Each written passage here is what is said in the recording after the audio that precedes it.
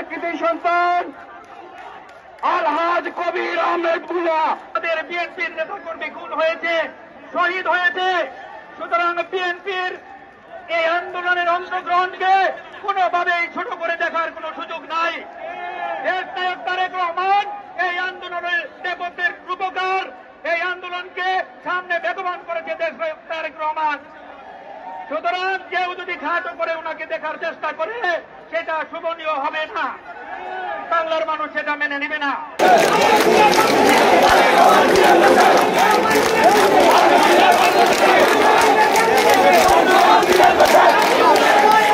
সংগ্রামী সমাবেশ